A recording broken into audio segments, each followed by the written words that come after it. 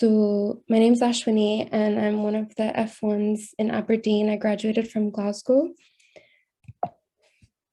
So the topics we're going to cover today are hepatitis, both viral and autoimmune, fatty liver disease, alcoholic and non-alcoholic, liver cirrhosis, a little bit about LFT interpretations, and then we'll just quickly go through primary biliary cholangitis and Gilbert syndrome as well. So we'll try and make this a bit interactive. I have a couple cases to be put up, and if you want to unmute yourself and answer questions, feel free to do so. If not, just pop them in the chat box as well. So we'll just start with a case. So a 45-year-old woman presents with insidious onset of fatigue, malaise, lethargy, anorexia, nausea, abdominal discomfort, mild pruritus, and arthralgia involving the small joints. Her past medical history includes celiac disease, and physical examination reveals hepatomegaly and spider angiomata. So what features in this history stand out to you? Just pop them in the chat box or unmute yourselves. Yeah? Anything else? So pruritus indicating high bilirubin, so something wrong with the liver. Anything else? Yep, hepatomegaly.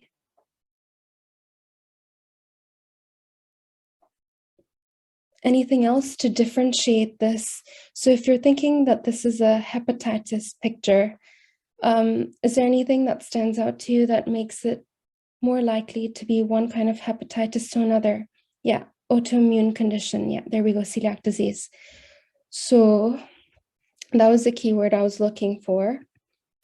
So celiac disease kind of points you towards that perhaps this is an autoimmune picture. So, and yes, no travel history as well. So first topic we're just gonna talk about is autoimmune hepatitis. So it's a chronic inflammatory disease of the liver of unknown etiology, which often, if left untreated, leads to cirrhosis, liver failure, and death. It's more commonly seen in females, as are most autoimmune conditions. And it's associated with other autoimmune diseases, hypergammaglobulinemia, HLA-B8, and DR3. And these are a few of the autoimmune conditions that it's associated with. And clinically, it may present with signs of chronic liver disease and signs of acute hepatitis as well, some being fever and jaundice. And it's also some patients also develop amenorrhea with autoimmune hepatitis.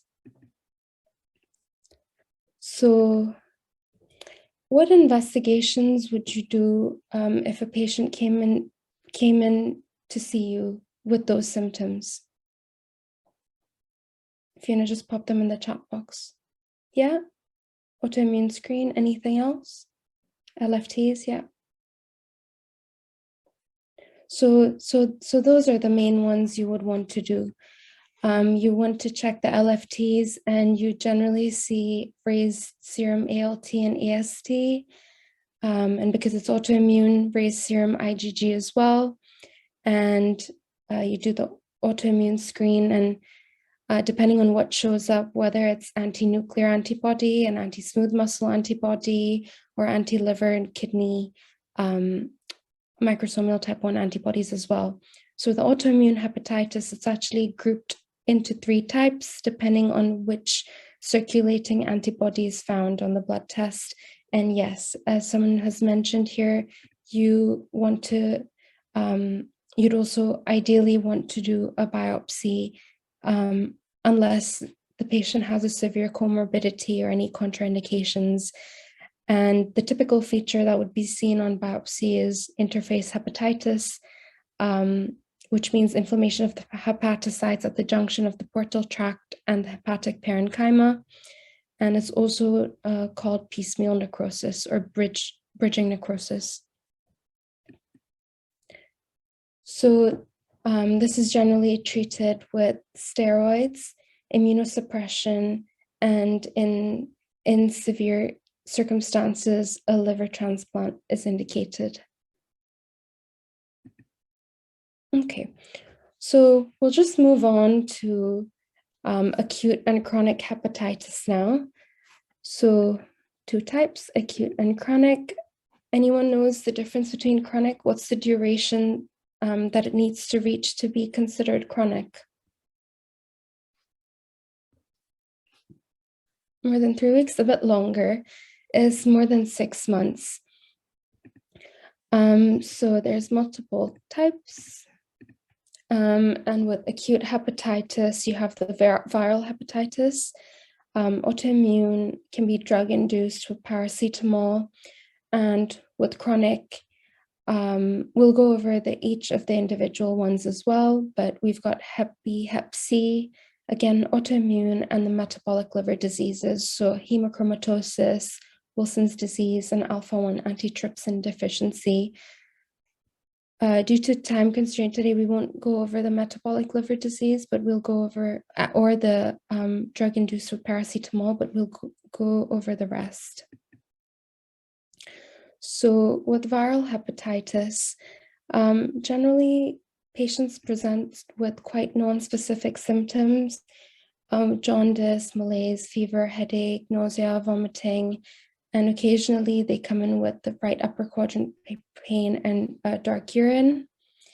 Lab results are the standard raised ALT, AST, and bilirubin, and you also get a clotting derangement because the liver produces prothrombin, which is required for the creation of the vitamin K-dependent coagulation factors. And in order to differentiate between acute and viral, you look at the immunoglobulins produced against the virus, where IgM would be acute and IgG is produced in chronic situations. And in terms of detecting the actual virus, you can do a PCR or viral nucleic acid detection. So we'll go over Hep A, B, C, D, and E. Just generally, Hep A and Hep B are transmitted through the fecal oral route, and Hep B, C, D are bloodborne. Right. So hepatitis A is typically a benign self-limiting disease with a serious outcome being very rare.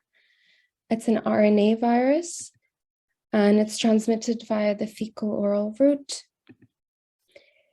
The incubation period is generally between 2 to 4 weeks, and patients come in with the clinical features of fever, anorexia, nausea, vomiting, jaundice, upper quadrant pain, as mentioned before. And the symptoms are typically similar across the various viral hepatitis. And the severity of the infection is generally dependent on the age. Those that are less than 5 years of age are generally asymptomatic because they've got an immature immune system. So when the virus is introduced to the immune system, because the immune system has not matured, they make very little response to the virus, and they don't develop an acute illness that you would see with adults. Those less than 5 years of age generally have a short episode of the virus, the illness. They clear it off and they're immune for life. Whereas those that develop the infection at an older age, they create quite a vigorous response to the infection, where they become very unwell, they become in yellow, jaundiced. Though with Hep A, you're most likely to clear the infection and survive. So how is it diagnosed? You can do blood sample and check the IgG or IgM levels in the serum with an enzyme immunoassay. And IgM, again, is seen in an acute infection, and an hepatitis A virus IgG seen in serum would indicate a previous infection. So it's usually self-limiting, and the treatment is generally supportive, where you want to maintain your hydration, avoid alcohol, anything to trigger the liver. And it's got a very low mortality, though it does exist in the elderly. So I'll just quickly go over this picture. So if you do, those that do get the virus, the ALT, the red line represents the ALT, so the hepatic response. You get liver cell injury. In the short term, you develop IgM antibodies against the virus. And in the long term, this is IgG antibodies against the virus. And with Hep A, there's no chronic hepatitis or no predisposition to hepatocellular carcinoma. It's generally travel-related, and you can get immunized to the virus. So an effective vaccine is available. There's two types. There's an inactivated virus, and there's a pooled immunoglobulin. And those who get the virus are generally, if you're going to get pre-exposed to the virus, so generally travelers, IV drug users, those with chronic liver disease, and also homosexual men. And you also get immunized if there's an outbreak control, so post-exposure to the virus.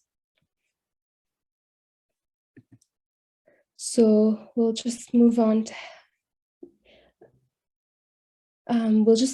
Hep B.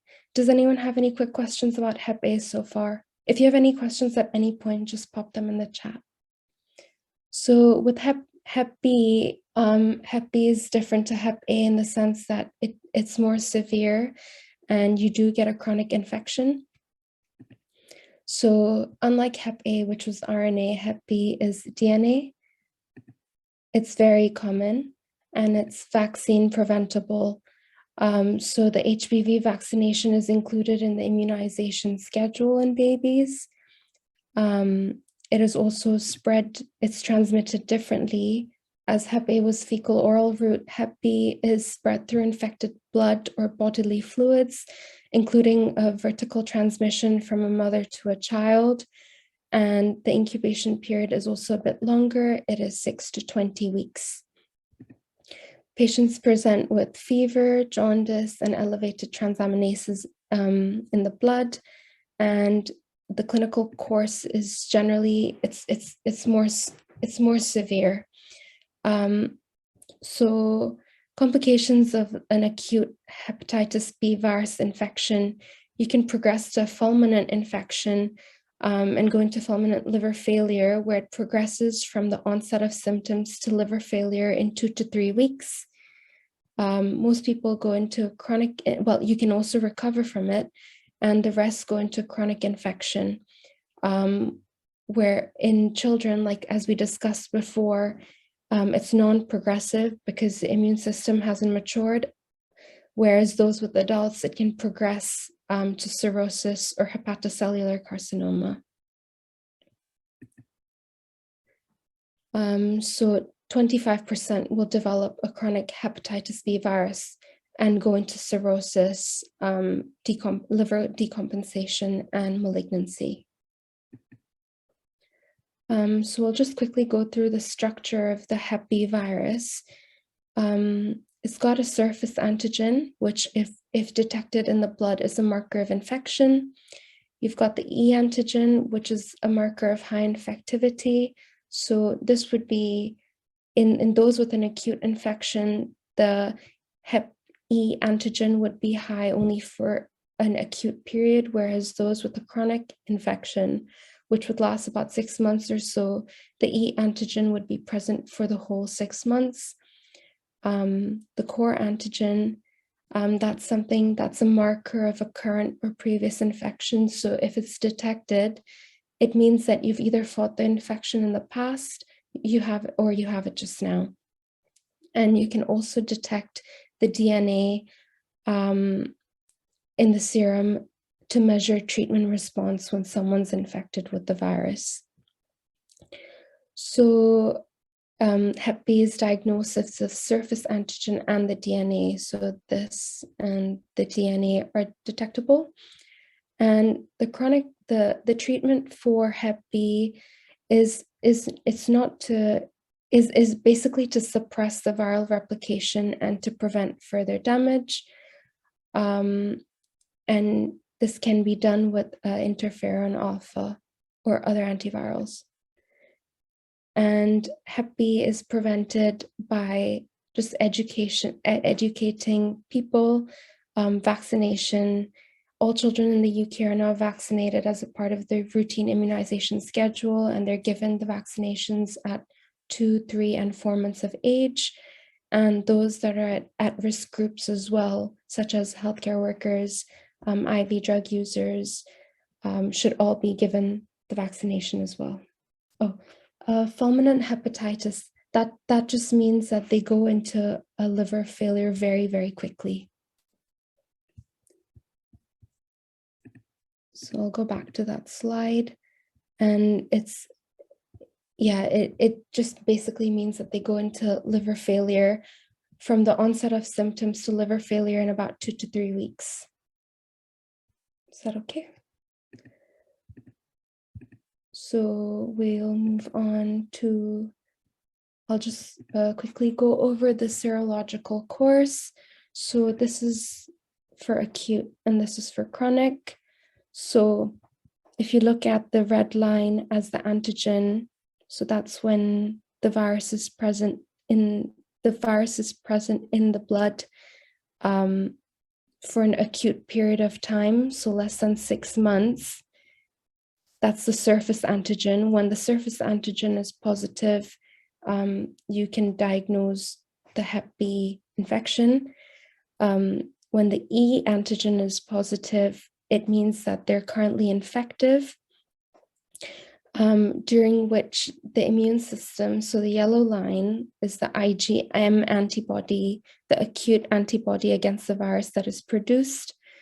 And this blue one is the IgG long-term one, that is antibody that is produced.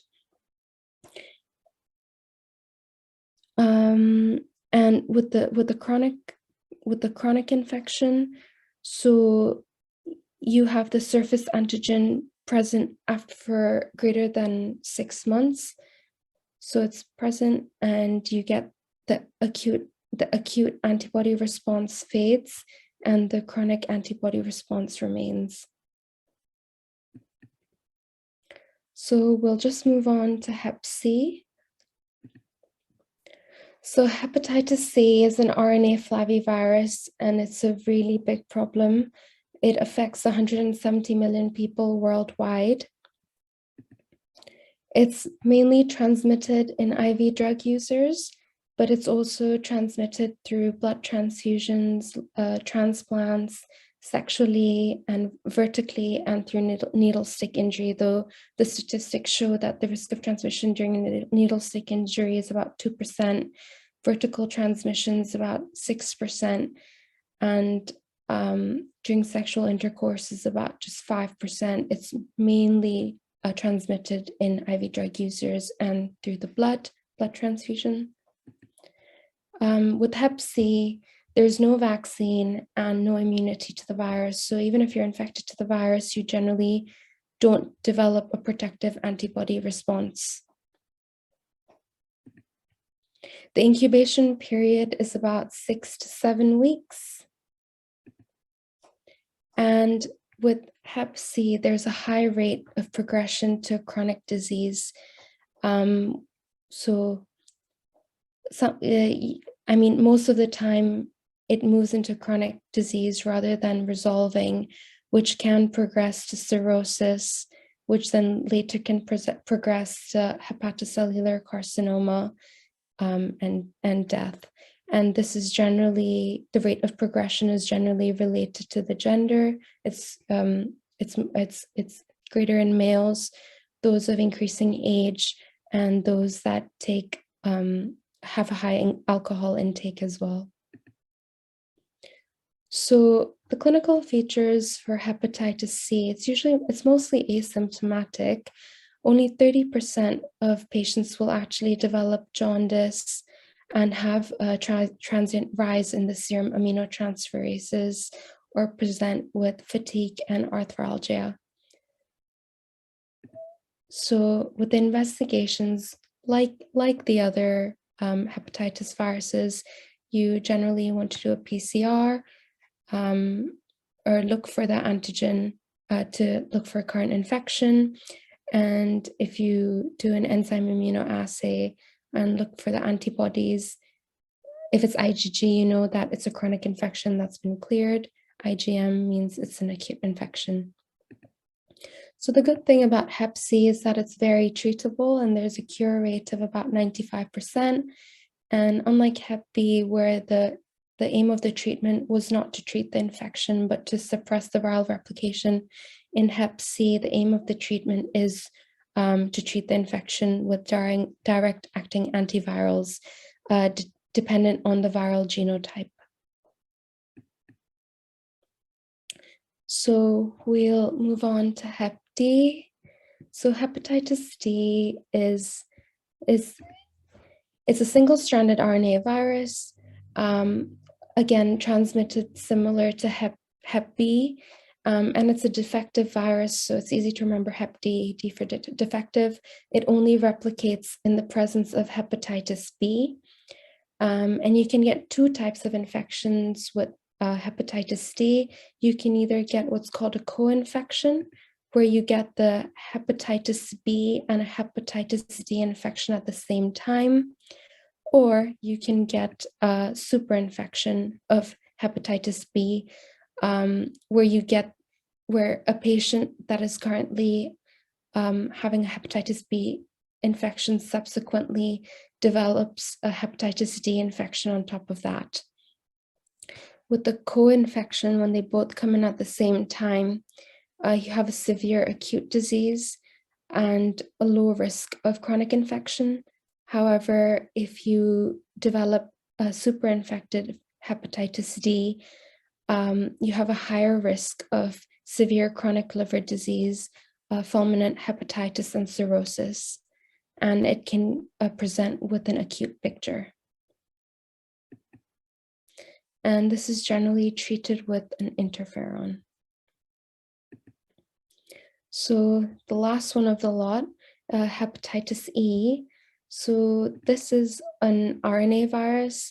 It's common in Central and Southeast Asia, and also in North and West Africa and in Mexico. And it causes similar disease to hepatitis A, but where it's transmitted fecal orally, and it's associated with large waterborne outbreaks. The incubation period is about 3 to 8 weeks. And in the UK, hepatitis E is more common than hepatitis A. And similar to Hep A, the treatment is supportive, mainly hydration with IV fluids. And there's no vaccine. So this can generally be prevented by avoiding drinking clean water when you're traveling to locations where hepatitis E is known, and making sure that you're not eating undercooked foods. Rarely, hepatitis E can have neurological manifestations of Guillain-Barré syndrome, encephalitis, ataxia, or myopathy, but it's quite rare. And usually there's no chronic, and generally there's no chronic infection, and you're not a carrier of the disease once you've fought it. The infection gets cleared completely unless you're immunosuppressed, then a chronic form may be seen. But most of the time, most infections are asymptomatic and mild, as seen in this picture. The infection comes, once it's gone, your immune system fights it off completely. So that's us with the viral hepatitis. we'll move on to fatty liver disease just now. So we'll go through alcoholic liver disease and non-alcoholic fatty liver disease. They both have a similar progression of the disease, where it starts off with microvesicular steatosis, progresses on to steatohepatitis, and which then further progresses on to pericellular fibrosis, but we'll go into this more into depth further on. So just another case, 38-year-old man presents to the emergency department for severe alcohol abuse with nausea and vomiting. He has a significant medical history of chronic heavy alcohol consumption of about 1 bottle of wine each day for about 5 years until 1 year ago. Since then, he has had severe intermittent binge alcohol intake, reports no other significant medical problems. Patient is confused, lethargic, has hepatomegaly, low BMI, and lab values show AST elevation, ALT elevation, normal prothrombin and INR, high serum alcohol intake, and ultrasound of the abdomen shows fatty infiltration of the liver. So this is a typical picture of someone with alcohol hepatitis with a history of chronic alcohol consumption. And the bloods are also consistent with alcohol hepatitis, but we'll go through that together. So alcoholic liver disease comes in 3 stages. Starts off with the fatty liver, steatosis, progresses on to hepatitis, so inflammation and necrosis, and then progresses on to irreversible changes with cirrhosis. Alcohol liver disease is a growing problem, especially in the UK, accounts for about 3 million deaths annually worldwide. Main cause, as is in the name, is chronic heavy alcohol ingestion. It's a bit different for male and female. So the clinical spectrum they present with, they come in with features of chronic liver disease, malaise, nausea, hepatomegaly, fever, jaundice, and as it progresses and gets worse to cirrhosis, they come in with signs of decompensated liver disease, so sepsis, encephalopathy, ascites, and have a high mortality. So, and I showed you that picture, but what investigations would you like to do with someone, for someone that comes in with you with that kind of history? Yeah. And do you know what in the LFTs would be specific to alcohol liver disease?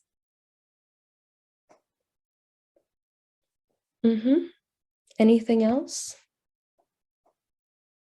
Yeah. So is AST generally greater than, yeah? Yeah, okay, so we're all heading towards that. So you have a raised GGT, raised AST, raised ALT, and the thing that's specific to alcoholic liver disease is that the AST to ALT ratio is generally greater than 2. If it's greater than 3, it's strongly suggestive of acute alcohol hepatitis.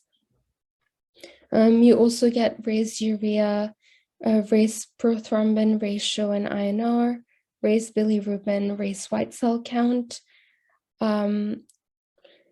Those that have alcoholic liver disease, if they progress to cirrhosis, that can progress to portal hypertension. We'll talk about that further down, but those with portal hypertension, if they develop a protosystemic anastomosis and have esophageal varices or develop hemorrhoids, are more prone to bleeding, which is where you get raised urea when you've got bleeding in the GI tract, raised prothrombin ratio as well. If the liver is affected to the point that it cannot produce the prothrombin, you also get raised bilirubin which can be contributed by the bleeding that happens as a result. And decreased uptake of bilirubin to the liver if it's not working properly, and raised white cell count, which comes in with the inflammation that happens in hepatitis. AST and ALT are also released by the liver. So when you have problems, so ALT is generally greater than AST in non-alcoholic fatty liver diseases and other conditions, but what's specific to alcoholic liver disease, just know this for your exams, it's generally AST is greater than ALT by usually 1.5 to 2. And this is just clinically relevant alcoholic hepatitis. What you'd see typically when a patient comes in is raised bilirubin. If they've gotten to the point that they're septic or they have features of GI bleeding. And sorry, I know there's a slight discrepancy, but it's usually greater than 1.5 or 2 AST to ALT ratio. And some characteristic features are hepatomegaly, fever, leukocytosis, and if you auscultate them, you can generally hear a bruit. Ideally, with all patients, you'd like to image them as well with ultrasound. And liver biopsy is diagnostic, but it's not indicated. But of course, it's diagnostic in all patients. So any damage to the liver can be arrested at the pre-cirrhotic stage. So we'll move on to management with alcohol liver disease. Main management is to abstain from drinking alcohol. And those that do so, if alcohol is abstained, the liver can return to its normal architecture, as what's described in these photos. However, if there's continuous exposure to alcohol and there's repeated attacks to the liver, it progresses to the irreversible stage known as cirrhosis. And when the liver undergoes cirrhosis, fibrosis, and it becomes irreversible, there's disruption to the liver, globular, and the normal architecture of the blood flow, and that's when you develop portal hypertension and lots of complications arise at this stage. But pre-cirrhotic stages, if alcohol if they don't take alcohol, you can reverse the damage to the liver. And in acute situations, when patients come in with alcoholic liver disease, they're treated with generally steroids and prednisolone. And you can do periodic liver enzyme tests just to monitor the ongoing damage.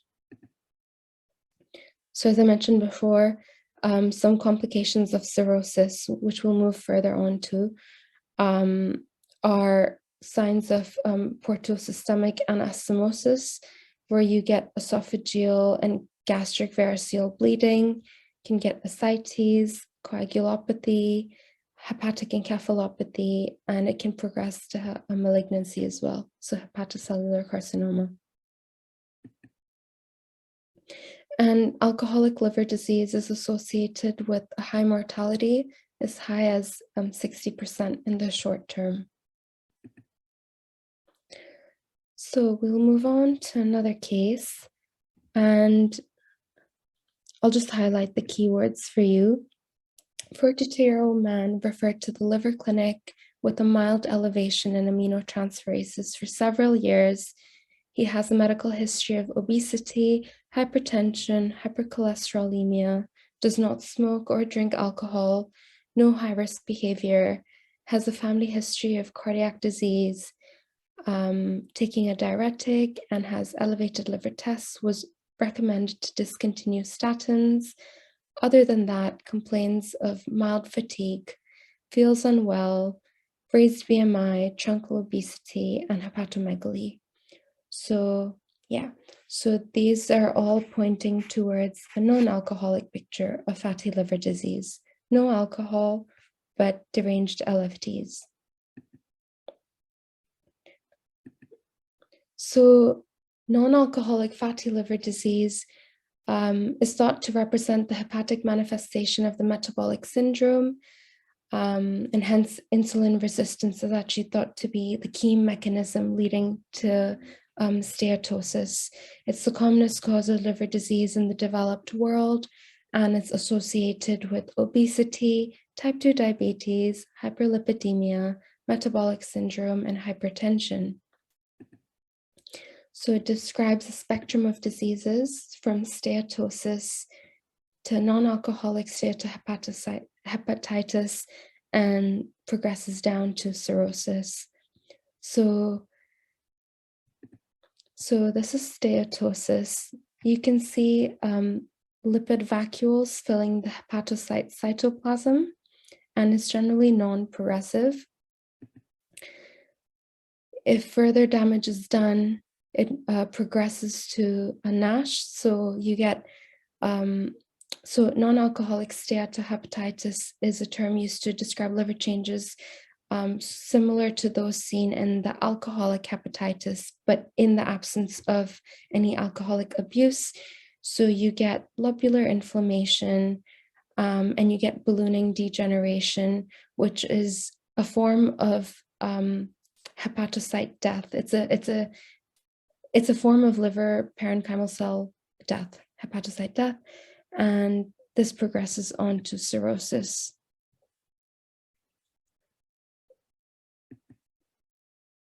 So the clinical features of non-alcoholic fatty liver disease are generally asymptomatic, but when you do the investigations in this scenario, the AST to the ALT ratio is generally less than 0.8, and ALT is greater than AST. This is also diagnosed subsequently with diabetes being present and hypercholesterolemia. So you have raised triglycerides, low HDL cholesterol, and raised HbA1c. Like with any condition, imaging is very useful, and ultrasound imaging usually shows increased echogenicity and asymptomatic liver fatty changes, and liver biopsy is always the gold standard, though it's not indicated in most patients.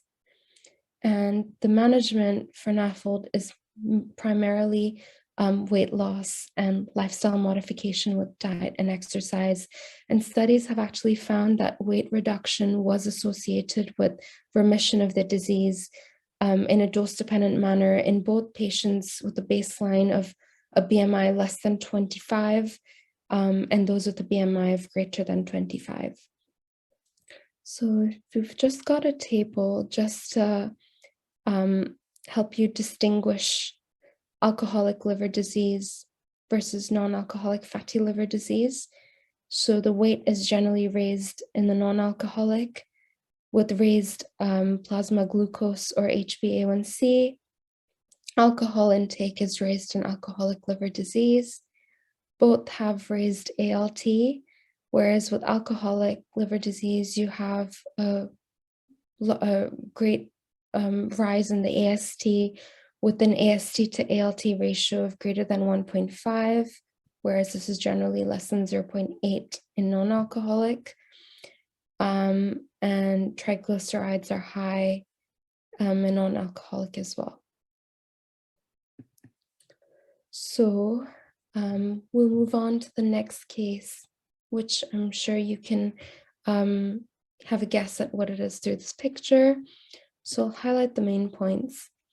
A 56-year-old man with a remote history of intravenous drug use presents to an initial visit complaining of increased abdominal girth but denies jaundice, drinks about 2 to 4 glasses of wine, had abnormal liver enzymes. Physical examination reveals spider nevi, a palpable firm liver, splenomegaly, shifting dullness, and ascites. Liver function is deranged, elevated AST, ALT, and the patient has Hep C. So can anyone tell me what this history is pointing towards? Yeah, so cirrhosis. So, as we mentioned before, any damage to the liver can be arrested at the pre-cirrhotic stage, but once there is disruption to the normal liver architecture, you develop the irreversible complications. And cirrhosis is a pathological end stage of any chronic liver disease. You get progressive destruction of the hepatocytes and replacement by fibrous tissue. You get complete loss of the liver lobular architecture. There are many causes to it, but the three main causes are Hep C, alcohol, and non-alcoholic fatty liver disease. So hepatitis and fatty liver disease. And it's a progressive form of fibrosis that because it disrupts the liver lobular architecture, it disrupts the portal blood flow and causes portal hypertension. And once a patient with cirrhosis develops signs of decompensation, survival is significantly impaired. So this is just a picture with the main clinical features you see with cirrhosis. There are many. It affects a lot of the systems, but the main clinical features you see are the spider nevi. You can smell fetor hepaticus. So in their breath, they become encephalopathic. They come in very confused, and this and they also have malnutrition. Does anyone know what the blood results would show in cirrhosis? Besides looking at the AST and the ALT, what other abnormalities would you see in cirrhosis?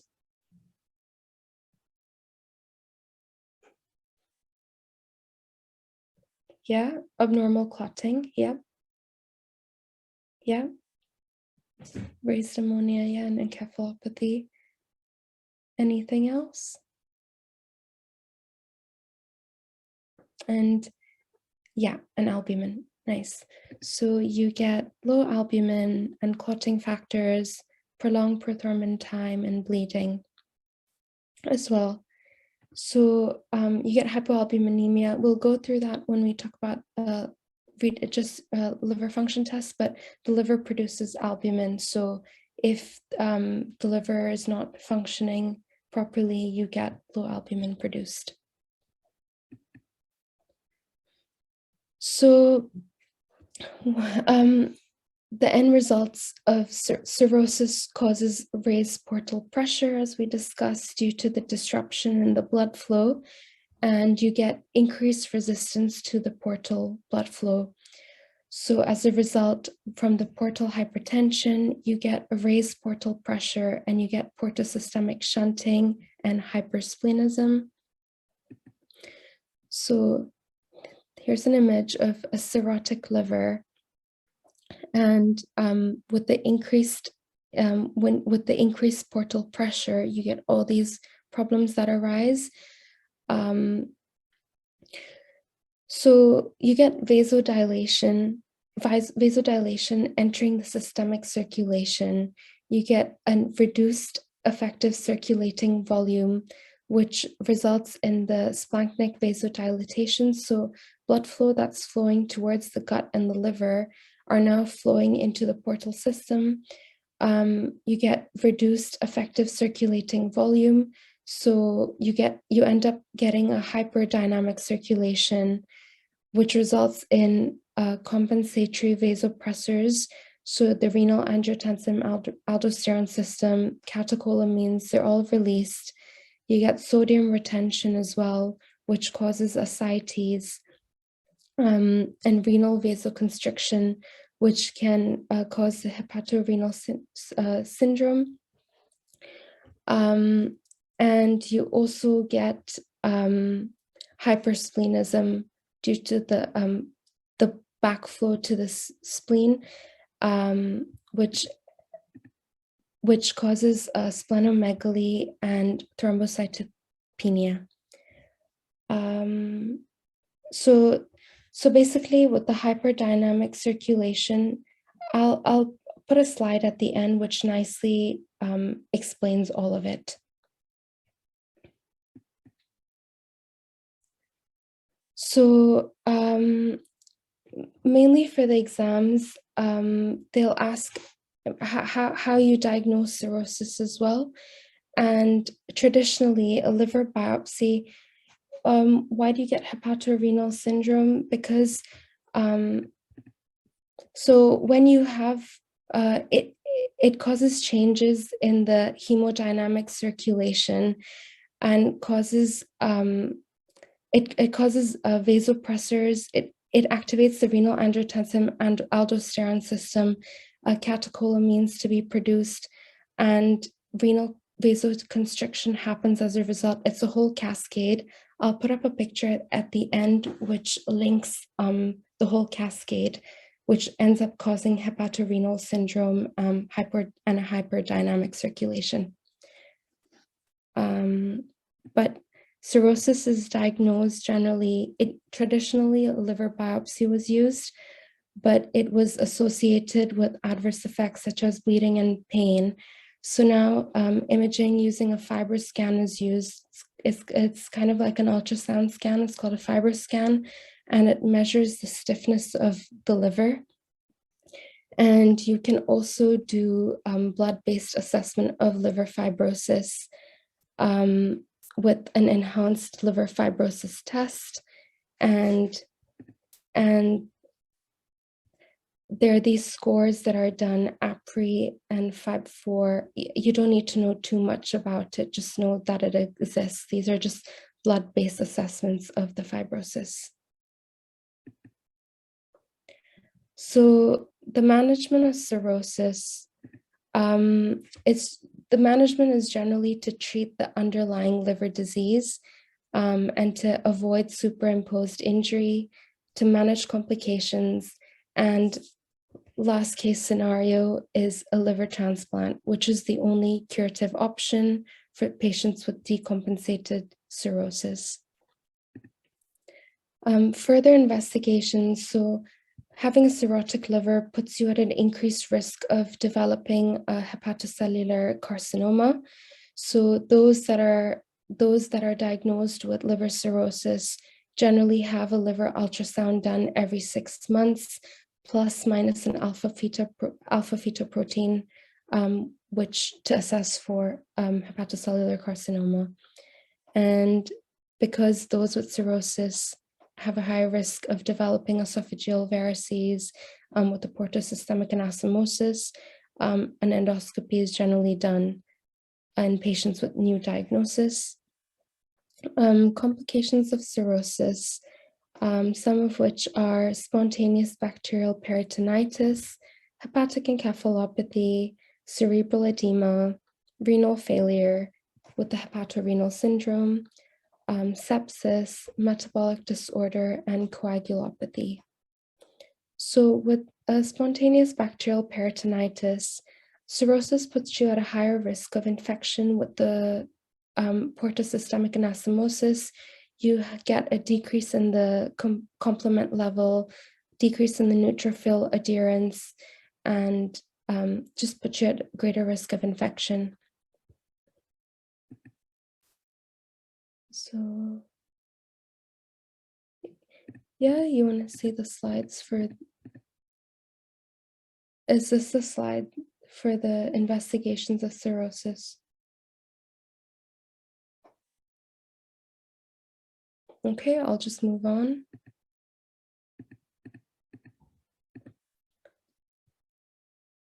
Right, so one of the, when you have decompensated liver disease as well and cirrhosis, one of the complications are ascites. And to assess ascites, you generally do a diagnostic tap. And the main things you're looking for are the cell count and the albumin. So spontaneous bacterial peritonitis is quite an important topic. I graduated from Glasgow, and every year in the OSCE, when we had the GI station, they'd give us investigations looking at a diagnostic tap.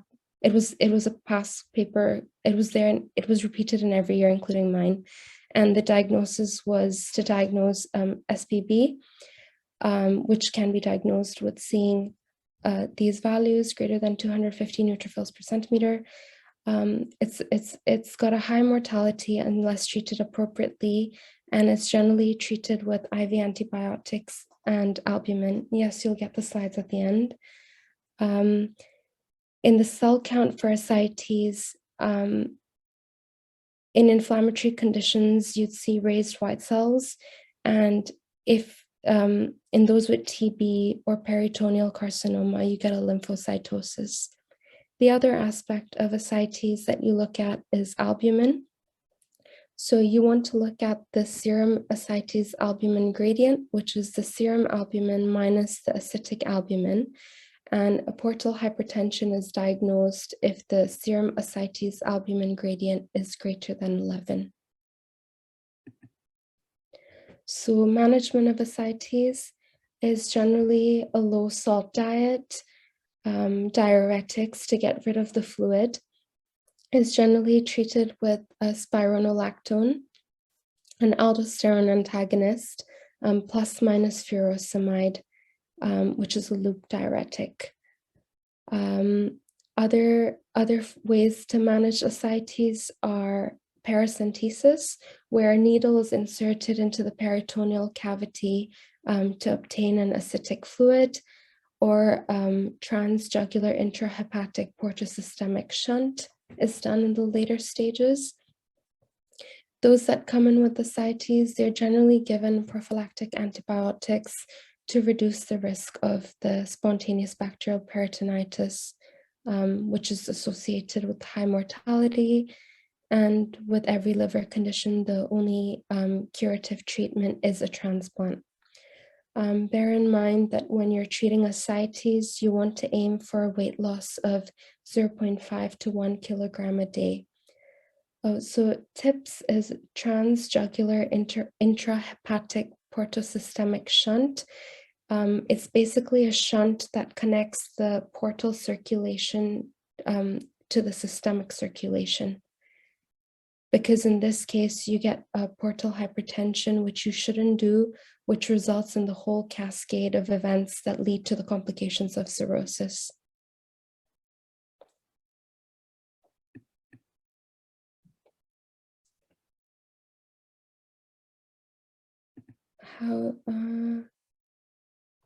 So the paracentesis is it removes the fluid, as in it's a proper procedure where they remove a lot of the fluid. So for cirrhosis, for many years, the child classification was used to classify the severity of the liver cirrhosis. However, in recent years, the model for end-stage liver disease is being increasingly used, particularly in patients who are on a liver transplant waiting list. But in order to score the cirrhosis, the main aspects that are looked at are encephalopathy, ascites, the bilirubin levels, albumin, and the INR. And based on the points that are the sum of the points, it's classified into being mild, moderate, and severe.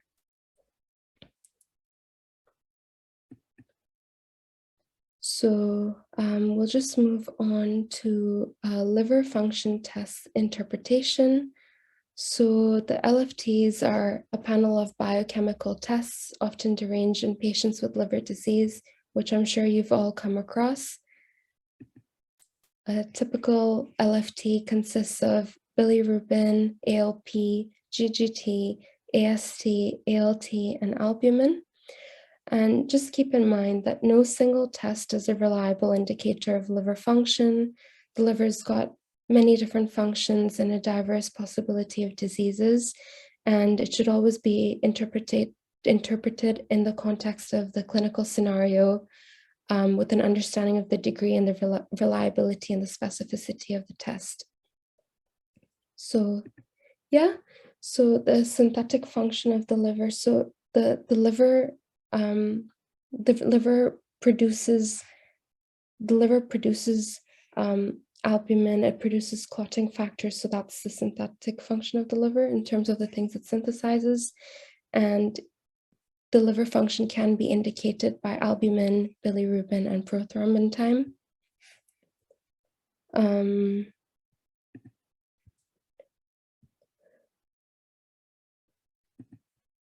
So LFTs are generally used for screening. It's a non-invasive tool. Recognize different types of liver diseases.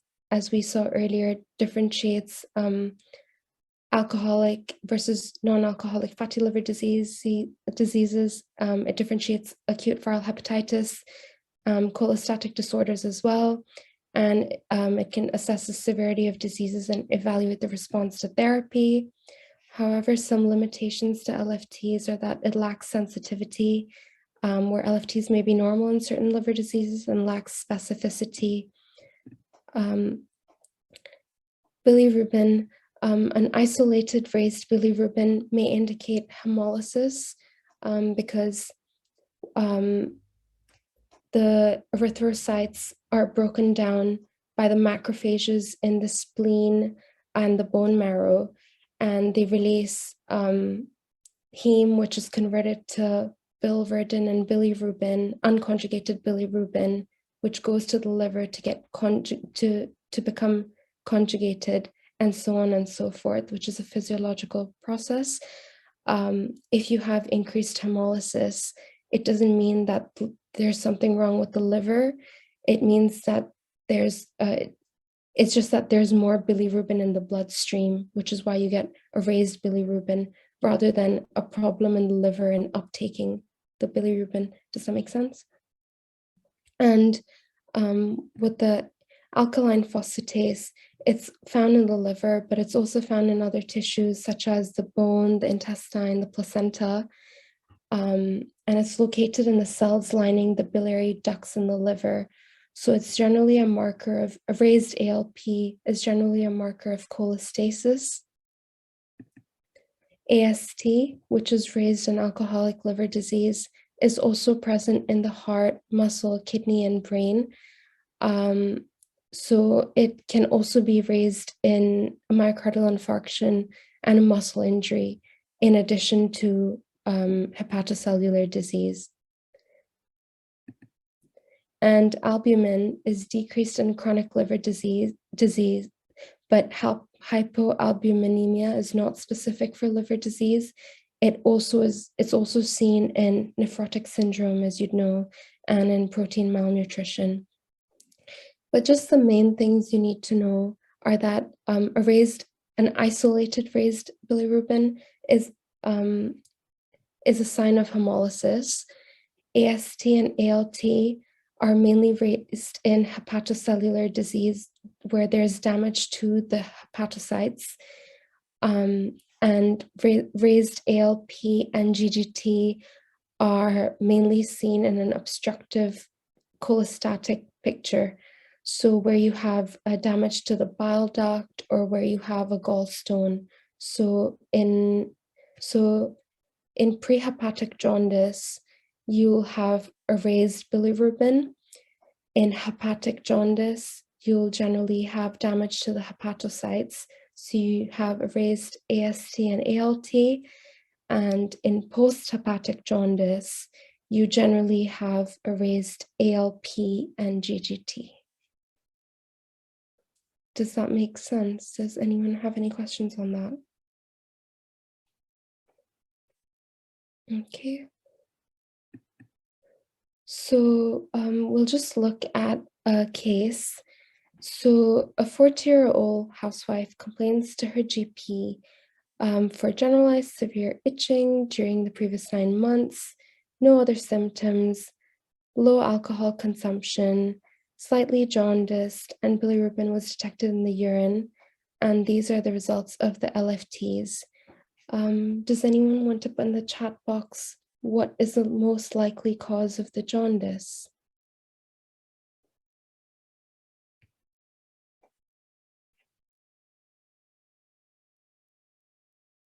Anyone?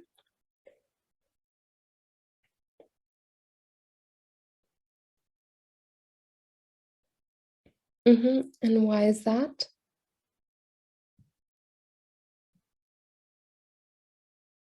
And why is that? Why are you all saying B?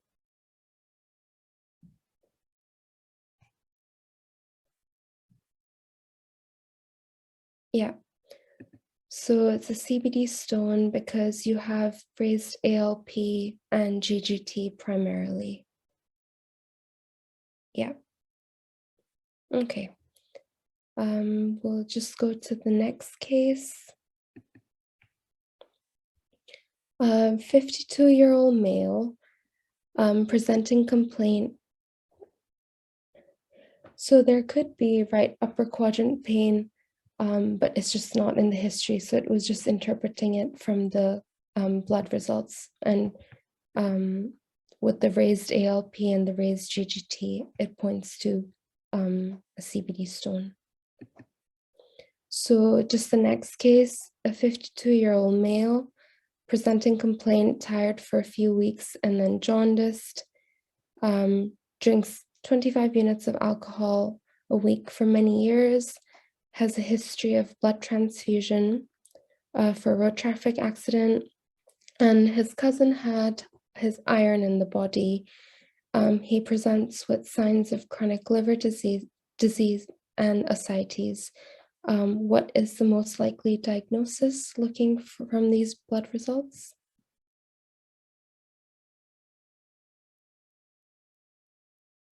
Anyone else?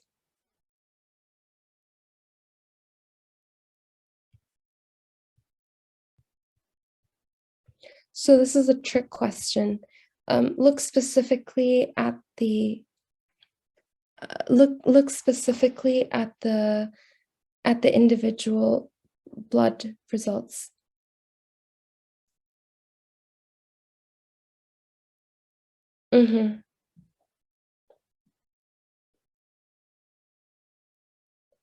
So this was tricking you to think of hemochromatosis, but if you look specifically at AST to ALT, the AST to the ALT ratio is about 2:1. So it's actually alcoholic liver disease. So they may do that in your exams because this also caught me out when the first time I saw it. So we'll just go on to the third question.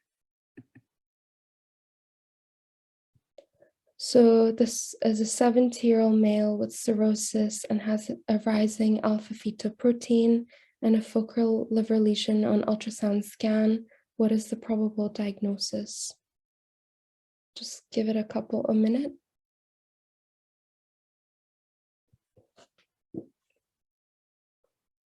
Yeah, so we didn't go right over this talk, but alpha-fetoprotein is a marker of hepatocellular carcinoma. So that's that. I know it's been an hour. We'll just quickly whiz through a primary biliary cholangitis and Gilbert syndrome. So primary biliary cholangitis is an autoimmune disease which is diagnosed with serum antimitochondrial antibodies and a high IgM. The typical picture you'd get in your exam would be an itching in a middle-aged woman. And despite the name, primary biliary cholangitis is not cirrhotic from the onset. It progresses to fibrosis and then cirrhosis over the years. The pathophysiology behind it is that the interlobular bile ducts become damaged by a chronic inflammatory process, causing progressive cholestasis, which may eventually progress to cirrhosis. So its generally key features are antimitochondrial antibodies, female, itch, and management. Just remember this, that it eases symptoms and slows progression. And like with any liver pathology, at the end stages, a liver transplant is curative. Because it's autoimmune, it's associated with other autoimmune diseases such as Sjogren's syndrome, rheumatoid arthritis, systemic sclerosis, and thyroid disease. Complications of primary biliary cholangitis are cirrhosis, portal hypertension, ascites, variceal hemorrhage, and it puts patients at a greatly increased risk of hepatocellular carcinoma. Gilbert syndrome is an autosomal recessive syndrome, which is very common, seen in around 8% of the general population. It's caused by a deficiency of this, which leads to decreased conjugation of unconjugated bilirubin. So generally, patients are they're just a bit more yellow than the average person, but it's asymptomatic. They may have mild jaundice during times of fasting or physiological stress, seen during an intercurrent illness or exercise. But if you do check their bloods, they will have a raised unconjugated hyperbilirubin and rise in bilirubin following prolonged fasting. There's no treatment required. There's no liver injury or progression to an end-stage liver disease. It is very mild, and it's quite common. One of my friends has it as well. It just means that you're a bit more yellow than the average person. So that's that with Gilbert syndrome. I'll add on the slide which shows the pathophysiology with the cascade of all the events that cirrhosis causes that leads to the hyperdynamic circulation, the hepatorenal syndrome, and etc. I don't have the slide up here, but I'll put it at the end, and we'll send you all the slides out. Besides that, thank you for listening to the presentation. That concludes the end of the talk. Does